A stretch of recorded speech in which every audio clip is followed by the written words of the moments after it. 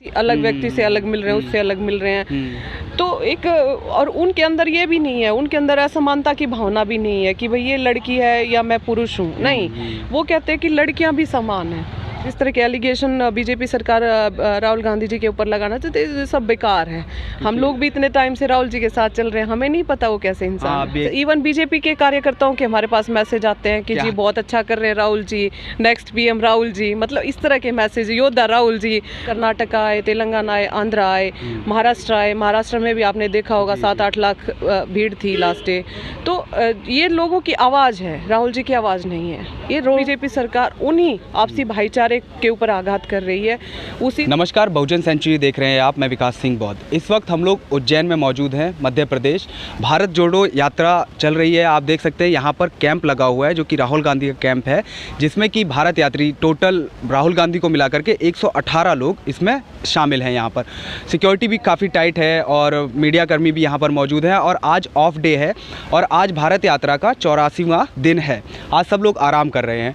तो हमने सोचा कि कुछ लोगों से बात की जाए और भारत यात्रा में क्या प्रभाव पड़ा है और जो भारत यात्री वाकई भारत यात्रा कर रहे हैं। हमारे साथ मौजूद हैं प्रिया ग्रेवाल जी, कांग्रेस से ही हैं। मैम, स्वागत है आपका हमारे। Thank you sir, thank you. Ma'am, हम ये जानना चाहते हैं, आप डे 1 से हैं, तो क्या आपका एक्सपीरियंस रहा? क्या लगता है कि आपको भारत यात्रा कितना प्रभावशाली रहेगी मैम कांग्रेस की? देखो, मैं स्टार्टिंग से ही भारत जोड़ो यात्रा की मैं भारतीय यात्री हूँ। 117 लोग राहुल जी के साथ हम लगातार, मैं 4 सितंबर को कन्याकुमारी पहुँची थी क्योंकि कन्वेंस के अकॉर्डिंग मुझे लगा 4 को पहुँचना इंपॉर्टेंट है। बाकी लोगों को 5 को ही बुलाया था वैसे। तो 7 तारीख को हमारी यात्रा शुरू हुई थी वहाँ से। 7 तारीख से लेके अभी तक कंटिन्यू मैं हूँ। बीच में थोड़ा हेल्थ डिस्टर्ब हुई तो कुछ टाइम एडमिट भी हुई थी मैं हॉस्पिटल में। तो लेकिन मेरा जो भारत यात्रा का जो एक्सपीरियंस है बहुत ही अच्छा है। बहुत ही लोगों का प्यार, जन समर्थन खूब भरपूर मात्रा में हम लोगों को लगातार मिल रहा है। अच्छा, तो मैम कई तरीके से बीजेपी भी प्रहार कर रही है। बीजेपी तो पावर में भी है और इस बार तो उन्होंने ये तक कह दिया कि 300 नहीं, इस बार तो हम 400 पार कर जाएंगे।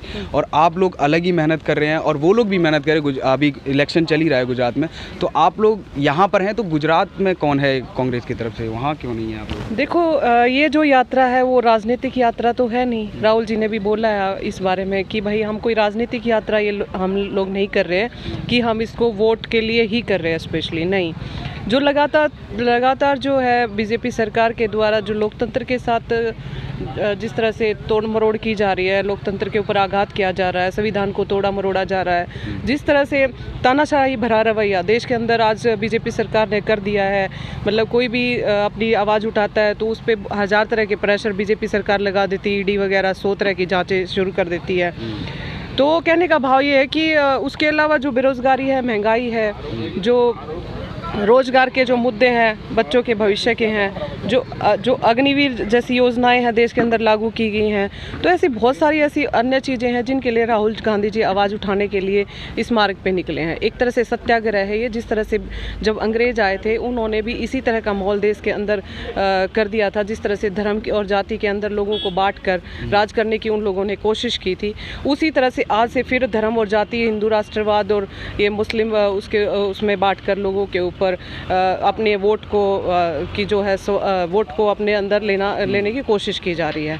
तो राहुल जी की जो ये मुहिम है नफ़रत को ख़त्म करने की, आपसी भाईचारे को बनाए रखने की, क्योंकि कांग्रेस की जो हमारी विचारधारा है वो शुरू से ही एकता, समानता और अखंडता पर आधारित है।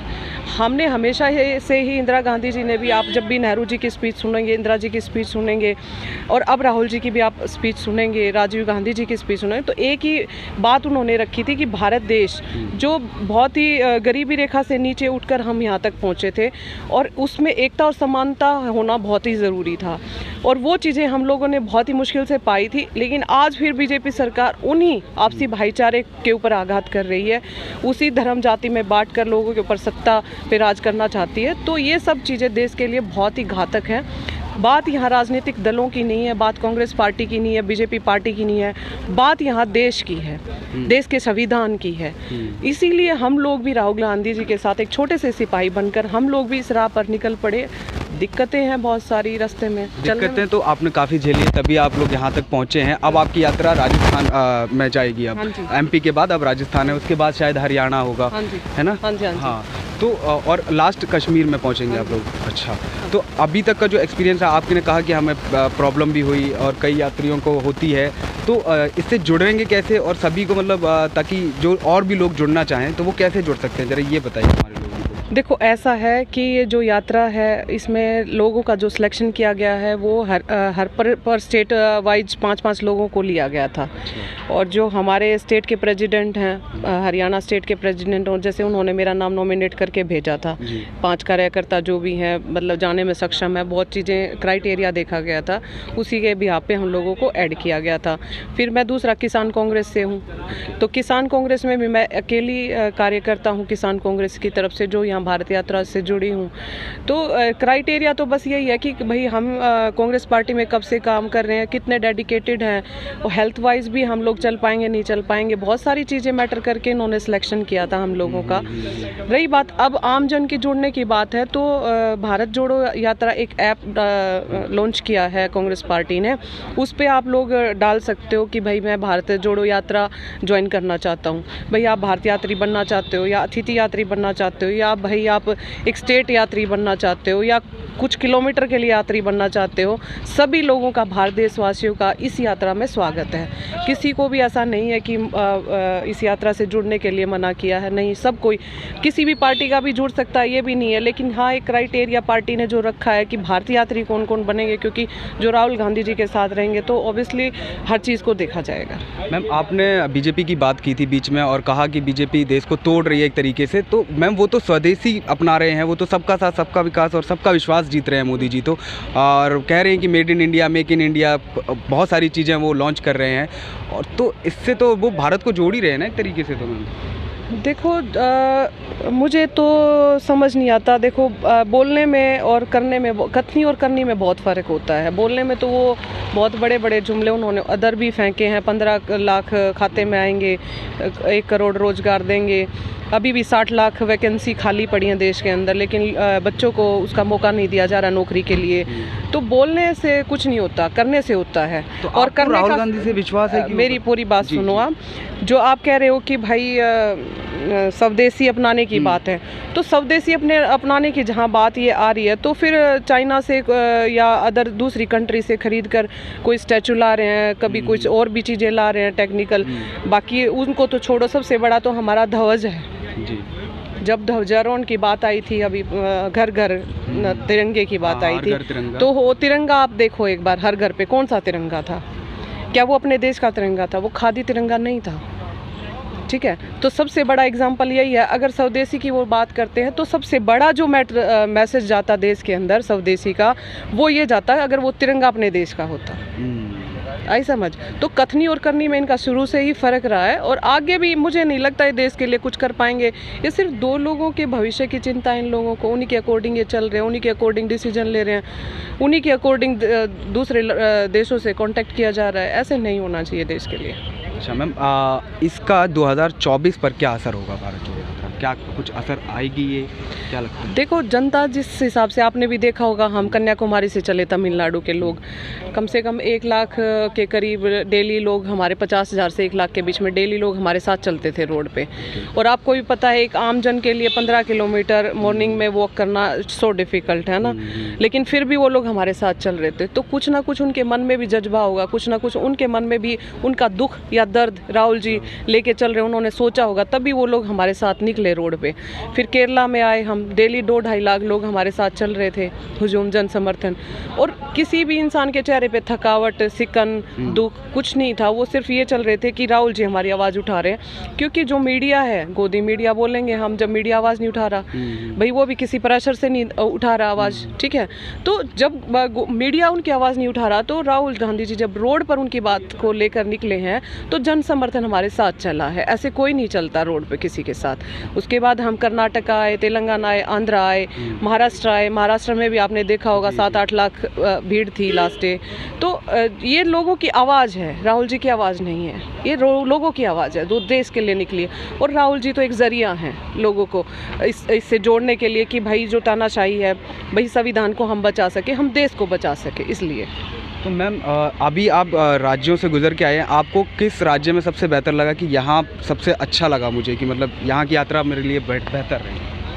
मेरे लिए तो कंपैरिजन करना बहुत डिफ़िकल्ट हो जाएगा वैसे मैं बताऊं, क्योंकि मुझे तो तमिलनाडु में लोगों ने इतना ही प्यार किया, केरला में भी इतना ही किया, कर्नाटक, आंध्र, तेलंगाना, महाराष्ट्र और अब मध्य प्रदेश, हर जगह के लोगों ने इतना प्यार, समर्थन, जन समर्थन दिया है, रिस्पेक्ट दी है, वो है तो लाइफ टाइम कभी नहीं भूल सकती इस माहौल को।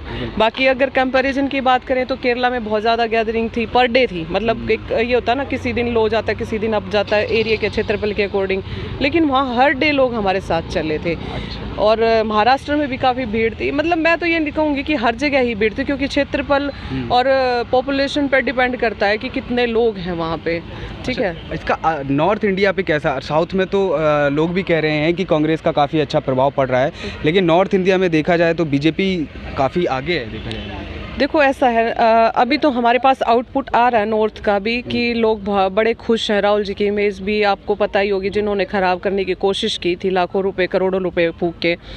तो अभी नॉर्थ से भी हमारे पास काफ़ी मैसेज आते हैं, क्योंकि मैं तो नॉर्थ से ही हूँ, हरियाणा से, तो मेरे पास भी काफ़ी लोगों के मैसेज, इवन बीजेपी के कार्यकर्ताओं के हमारे पास मैसेज आते हैं कि जी बहुत अच्छा कर रहे हैं राहुल जी, नेक्स्ट पीएम राहुल जी, मतलब इस तरह के मैसेज, योद्धा राहुल जी, मतलब ऐसे ऐसे मैसेज आते हैं। कल तो बयान दिया राहुल जी ने कि मैं राहुल नहीं हूँ, वो वाला राहुल नहीं हूँ, मैं भूल गया हूँ। देखो वो राहुल तो वो ठीक बात है, वो नहीं है, क्योंकि जो आज राहुल जी को हम देख रहे हैं वो मेरे ख्याल से हम बहुत ही ऊंचे लेवल पे जा चुके हैं वो, क्योंकि जितना मेरे हिसाब से इतने छोटे छोटे, हम 5 बजे उठते हैं ना, इतने छोटे छोटे बच्चे गेट के बाहर मिलते हैं और वो क्या बोलते हैं, भारत जोड़ो, मतलब उनको बोलना ही आया अभी, भारत जोड़ो, राहुल गांधी जी से मिलना है, मतलब इस तरह की बातें सुन के हमें खुद ये लगता है कि मतलब हम बहुत ही अच्छा किया, हम इस यात्रा से जुड़े, हमें इतना प्यार बच्चों से मिल रहा है, बड़ों से मिल रहा है, बुजुर्गों से, साथियों से, युवाओं से, हर किसी से हमें प्यार मिल रहा है। तो राहुल गांधी जी तो मतलब हम तो एक छोटे से सिपाही राहुल गांधी जी से,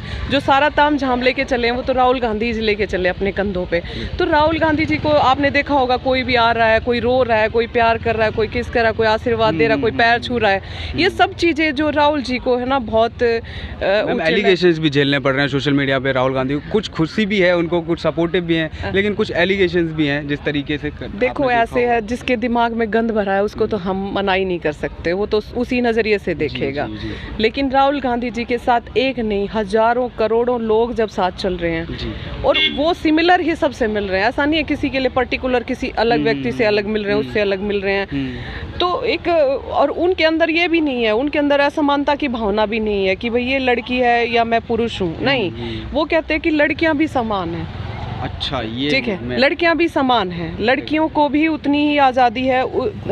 अभी मैं एक छोटे से किसान की बेटी हूँ, मेरा क्या वो है, लेकिन मैं आज राहुल गांधी जी के साथ चल रही हूँ, कंधे से कंधा मिला के। उन्होंने मुझे अपॉर्चुनिटी दी है यहाँ आपसे बात करने की, लोगों के साथ चलने की, मिलने की, लोगों की भावनाएं सुनने की, दर्द सुनने की। हम तकलीफ़ें भी सुनते हैं रास्ते में, लोगों को क्या क्या परेशानियाँ हैं, लोग हमें खुद बताते हैं। राहुल जी को तो बताते ही बताते हैं, हम लोगों को भी पकड़ लेते हैं, भाई हमारी परेशानी सुनो।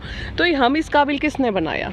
तो ये चीज़ें जो जिस तरह के एलिगेशन बीजेपी सरकार राहुल गांधी जी के ऊपर लगाना चाहते हैं, सब बेकार है। हम लोग भी इतने टाइम से राहुल जी के साथ चल रहे हैं, हमें नहीं पता वो कैसे इंसान आप भी एक महिला ही हैं। महिला ही तो हैं हम, फिर ये बात। थैंक यू मैम हमसे बात करने के लिए। ओके सर, धन्यवाद। तो आप देख सकते हैं कि इस वक्त हम लोग उज्जैन में हैं और हम कोशिश ये करेंगे कि जितना हो सके कि जो भारत यात्री हैं हम सबसे एक एक करके बात करेंगे। हमारे चैनल पर जुड़े रहिए और जल्द से जल्द हम आपको अपडेट देते रहेंगे। धन्यवाद।